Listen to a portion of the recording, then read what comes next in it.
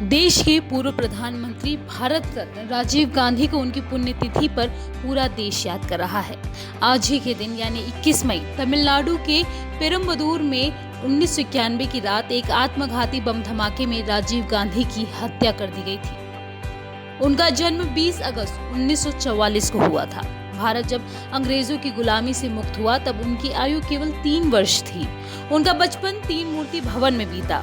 अपने राजनीतिक कार्यकाल में देश को तकनीक और वैश्विक बुलंदियों तक पहुंचाने वाले राजीव गांधी के जीवन के कई दिलचस्प तथ्य हैं जिनसे आप अनजान होंगे। आज उनकी पुण्यतिथि पर हम आपको ऐसी ही अनसुनी बातों के बारे में बताते हैं।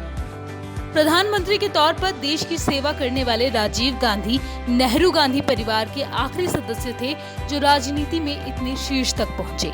राजनीति में आने से पहले वो पेशे से पायलट थे। राजीव को अपने नाना और मां की तरह राजनीति में कोई दिलचस्पी नहीं थी। उन्होंने पायलट बनने से पहले इंजीनियरिंग की पढ़ाई करने की भी बहुत कोशिश की, लेकिन किताबी ज्ञान में सीमित हो जाना उन्हें रास नहीं आया।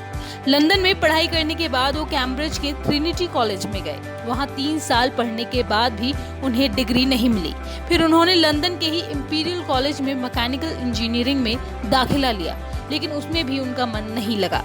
इसके बाद उन्होंने दिल्ली के फ्लाइंग क्लब में पायलट की ट्रेनिंग शुरू की और 1970 में एयर इंडिया के साथ अपने करियर की शुरुआत की। बहुत कम लोग ये जानते होंगे कि राजीव गांधी पायलट के साथ ही फोटोग्राफी के भी बहुत शौकीन थे। उनके इस शौक के बारे में लोगों को ज्यादा जानकारी नहीं थी।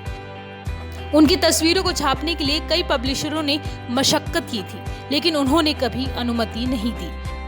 उनके निधन के बाद सोनिया गांधी ने राजीव गांधी द्वारा खींची गई तस्वीरों के संग्रह को किताब का रूप दिया।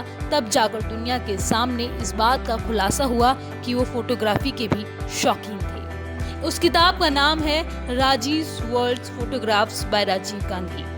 1980 के दशक में जब उन्होंने राजनीति में कदम रखा तो उनकी छवि मिस्टर क्लीन की थी।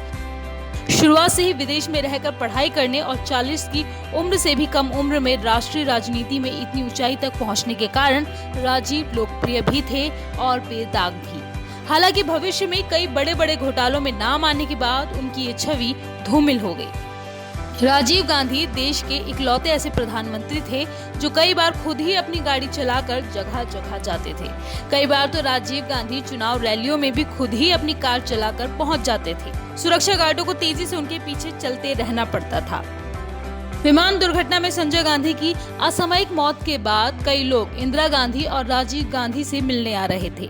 कहा जाता है कि इसी दौरान बद्रीनाथ के जगत गुरु शंकराचार्य स्वामी श्री स्वरूपानंद जी ने इंदिरा गांधी को सावधान करते हुए कहा था कि अब राजीव को ज्यादा समय तक विमान नहीं चलाना चाहिए।